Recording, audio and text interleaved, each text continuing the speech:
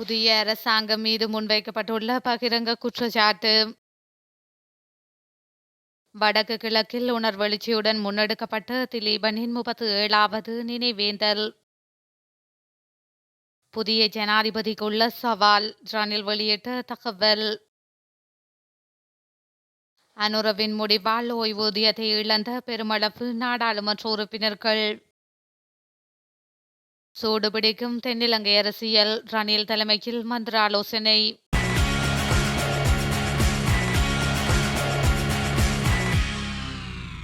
ஜனாதிபதி அனுரகுமார திசாநாயக்க தலைமையிலான புதிய அரசாங்கம் திறமை இல்லாதவர்களுக்கு பதவி வழங்குவதாக குற்றம் சுமத்தப்பட்டுள்ளது. இலங்கை ஆசிரியர் சங்கத்தின் செயலாளர் ஜோசப் ஸ்டாலின் இந்த குற்றச்சாட்டை முன்வைத்துள்ளார். தற்போதைய அரசாங்கத்தை ஆட்சிக்கு கொண்டு வருவதற்கு வாக்களித்த ஆசிரியர்களின் கோரிக்கைகள் நிறைவேற்றப்படாவிட்டால் வீதியில் இறங்கி போராட்டம் நடத்துவதற்கு தயங்கப் போவதில்லை என அவர் தெரிவித்துள்ளார். தற்போதைய அரசாங்கம் அமைச்சு செயலாளர்களை நியமிக்கும் போது திறமையற்றவர்கள் நியமிக்கப்பட்டுள்ளதாக அவர் குற்றம் சுமத்தியுள்ளார்.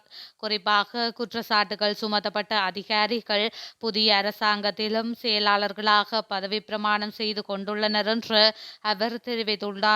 அரசாங்கத்தின் செயற்பாட்டை தமது சங்கம் இந்த வகையிலும் அனுமதிக்காது என அவர் தெரிவித்துள்ளார். தற்போதைய அரசாங்கம் அமைச்சுக்களை நிர்வாகம் செய்வதற்காக அமைச்சுக்களின் செயலாளர்களை இவ்வாறு நியமித்துள்ளதாகவும் இந்த நியமனங்கள் தொடர்பில் திருப்தி கொள்ள முடியாது எனவும் அவர் தெரிவித்துள்ளார்.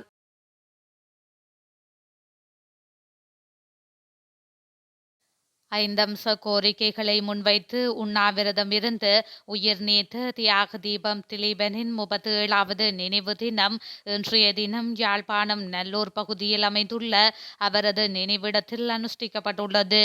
தியாக தீபம் திலீபனின் உயிர் பிரிந்த நேரமான காலை 10:48 மணிக்கே 2 மாவீரர்களின் சகோதரியும் முன்னாள் போராளியுமான பெண்ணொருவர் பொதுச்சுடர் ஏற்றியுள்ளார். அதனைத் தொடர்ந்து தியாக தீபத்தின் உருவப்படத்திற்கு மலர் மாலை அணிவித்து மலர் தூவி அஞ்சலி செலுத்தப்பட்டது. அதேவேளை சம நேரத்தில் நல்லூர் வடக்கு வீதியில் திலீபனின் உண்ணாவிரதம் இருந்த இடத்திலும் அஞ்சலி செலுத்தப்பட்டது. அத்துடன் 2 தூக்கு காவடிகள் நினைவிடத்திற்கு வந்ததுடன் யாழ்ப்பாணத்தின் பல்வேறு பகுதிகளில் இருந்தும் ஊர்தி பவனிகள் வந்திருந்தன.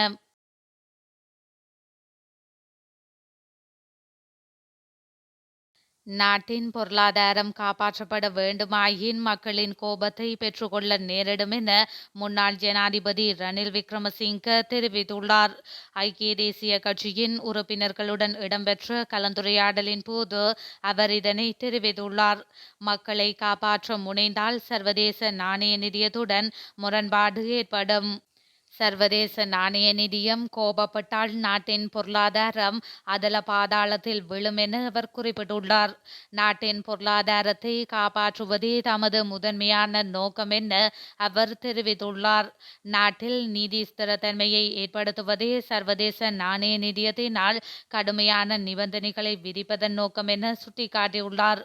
உண்மையை மக்கள் புரிந்து கொள்ள வேண்டும் என முன்னாள் ஜனாதிபதி ரணில் விக்ரமசிங்க தெரிவித்துள்ளார். நாடாளுமன்றம் கலைக்கப்பட்டதன் காரணமாக நாடாளுமன்ற உறுப்பினர்களாக செயற்பட்ட சுமார் 85 புதியவர்கள் ஓய்வூதியம் பெறும் உரிமையை இழந்துள்ளனர். நாடாளுமன்றத்தில் 5 ஆண்டுகளை நிறைவு செய்யும் நாடாளுமன்ற உறுப்பினர் ஒருவர் வாழ்நாள் முழுவதும் மாதாந்தம் 45,000 ரூபாவை ஓய்வூதியமாக பெறுவர். எனினும் அடுத்த வருட ஆரம்பத்தில் நாடாளுமன்றம் கலைக்கப்பட வேண்டிய போதிலும் முன்கூட்டியே அது கலைக்கப்பட்டதால் குறித்த உறுப்பினர்கள் அந்த சிறப்புரிமையை இழப்பார்கள் என தெரிவிக்கப்படுகின்றது. 2வது முறை நாடாளுமன்ற பதவி காலத்தை நிறைவு செய்யும் உறுப்பினர்கள் 55,000 ரூபாய் ஓய்வூதியமாக வழங்கப்படும். 9வது நாடாளுமன்றம் 2020ஆம் ஆண்டு ஆகஸ்ட் மாதம் 20ஆம் திகதி அன்று தொடங்கியது. அதற்கமைய நாடாளுமன்றத்தின் பதவி காலம் அடுத்த ஆண்டு ஆகஸ்ட் மாதத்துடன் முடிவடைய இருந்தது. அந்த சம்பளத்துடன் நாடாளுமன்ற கூட்டங்களில் கலந்து கொள்வதற்கு ஒரு நாளுக்கு வருகை சம்பளம் 2500 ரூபாயும், நாடாளுமன்றம் கூடாத நாட்களில் குழு கூட்டங்களில் பங்கேற்பதற்கு 2500 ரூபாயும் வழங்கப்பட்டுள்ளது. சாதாரணமாக நாடாளுமன்ற உறுப்பினர் ஒருவரின் மாதாந்த சம்பளம் 54,385 ரூபாய் என்பதும் குறிப்பிடத்தக்கது.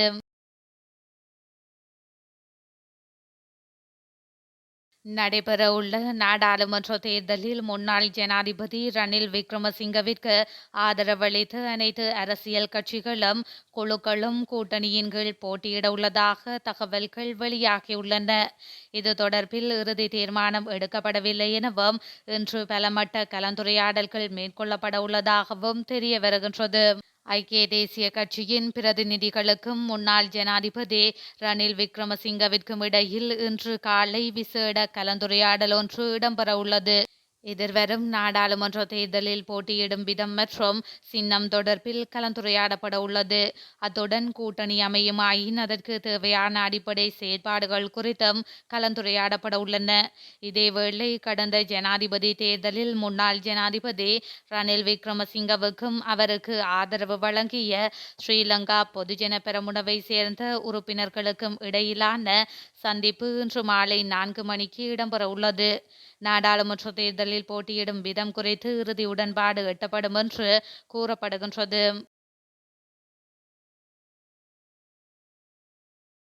இலங்கையில் ஜனாதிபதி தேர்தல் சூடுபிடித்து ஓய்ந்துள்ள நிலையில் பொது தேர்தலுக்கான அறிவிப்பு தற்பொழுது வெளியாகியுள்ளது.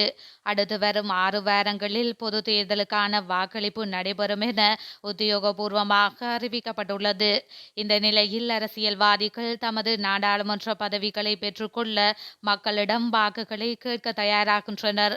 இவ்வாறான நிலையில் தமிழ் அரசியல்வாதிகள் எவ்வாறான நிலைப்பாட்டை எடுக்கப் போகின்றார்கள் என்பது ஒட்டுமொத்த தமிழ் மக்களின் எதிர்பார்ப்பாகும். முன்னரை விட தற்போது மாறுபட்ட அரசியல் களம் உருவாக்கியுள்ளது. இலகுவாக மக்களை ஏமாற்ற முடியாத நிலை ஏற்பட்டுள்ளது. இந்த நிலையில் இவ்வாறான பொய்களை கூறி தமது இருப்புகளை தமிழ் அரசியல்வாதிகள் தக்க வைக்கப் போகின்றார்கள் என்பதே தற்போதுள்ள சவாலாகும். கடந்த ஜனாதிபதி தேர்தலின் அடிப்படையிலான புள்ளி விவரங்களை நோக்கும் பட்சத்தில் தமிழ் அரசியல் கட்சிகளுக்கு பெரும் பின்னடைவு ஏற்பட்டுள்ளமை தெளிவாக வெளிச்சம் போட்டு காட்டியுள்ளன. தமிழர்களின் ஏக பிரதிநிதிகள் என தாமென ஏமாற்றி திரியும் தமிழ் தேசிய கூட்டமைப்பு இலங்கை தமிழரசு கட்சி மக்களால் வெறுக்கப்படும் ஒரு நிலைமை தற்பொழுது ஏற்பட்டுள்ளது. அரச சேவையை அரசாங்கம் ஒருபோதும் அற்பமானதாக கருதுவதில்லை என்று பிரதமர் ஹரணி அமரசூரிய தெரிவித்துள்ளார். அரசியல் அதிகாரம் மற்றும் பொது சேவையின் மீதான மக்களின் நம்பிக்கை தேசத்தை கட்டியெழுப்புவதற்கு மிகவும் முக்கியமானது என அவர் தெரிவித்துள்ளார். பிரதமர் அலுவலக ஊழியர்களிடையே உரையாற்றிய அவர் பொது சேவைகள், அரச பொறிமுறைகள் மற்றும் அரசியல் அதிகாரத்தின் மீது மக்களுக்கு நம்பிக்கை இல்லாமல் நாட்டை அபிவிருத்தி செய்ய முடியாது. அரசியல் அதிகாரம் மற்றும் பொது சேவைகள் மீதான பொது நம்பிக்கையே தேசத்தை கட்டியெழுப்புவதற்கு முக்கியமானது. அது நம் நாட்டில் இல்லை. அரசியல்வாதிகள் மற்றும் பொது சேவைகள் மீது மக்களுக்கு எதிர்மறையான அணுகுமுறை உள்ளது.